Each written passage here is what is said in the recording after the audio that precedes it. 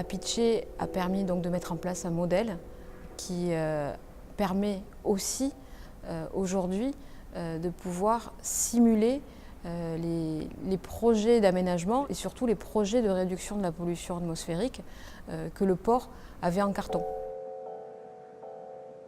Les navires aujourd'hui peuvent fonctionner en besoin de carburant. Ce carburant, c'est du fuel. En dehors de zones très spécifiques, en général, ils utilisent du fuel lourd. La législation internationale évolue et d'ici 2020, les navires devront utiliser un carburant de basse teneur en soufre afin de limiter ces émissions. Donc l'avantage d'utiliser des carburants à basse teneur en soufre, c'est évidemment, ça va limiter les concentrations en SO2 dans l'atmosphère, SO2 qui est un gaz, mais également ce SO2, une fois dans l'atmosphère, il va se transformer en acide sulfurique, et acide sulfurique qui lui est présent sur les particules atmosphériques. Donc si on revient en arrière, utiliser des carburants à basse teneur en soufre, donc in fine va nous donner beaucoup moins de particules à forte concentration en sulfate. Par la mise en œuvre de ce scénario, le port de Marseille souhaite connaître quel va être l'impact de cette mesure sur, aussi bien sur la ZIP de Fos que sur le cœur de Marseille.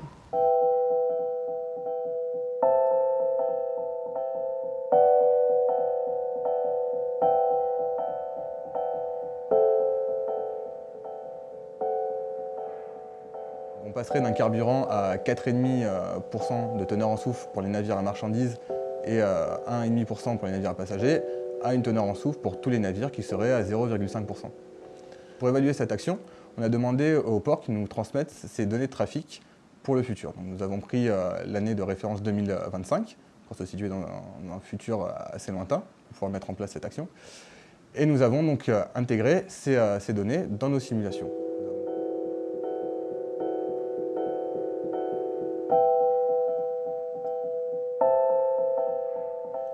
Comme on peut le voir, l'utilisation d'un carburant à très basse teneur en soufre par les navires permettrait une nette amélioration sur les bassins ouest de l'ordre de 5% pour la concentration en particules. Grâce aux simulations réalisées par RPACA dans le cadre du projet Apiche, nous avons pu constater que même si la contribution du port en termes de particules sur la ville est minoritaire, tout le monde peut arriver à diminuer cette contribution et à faire un effort.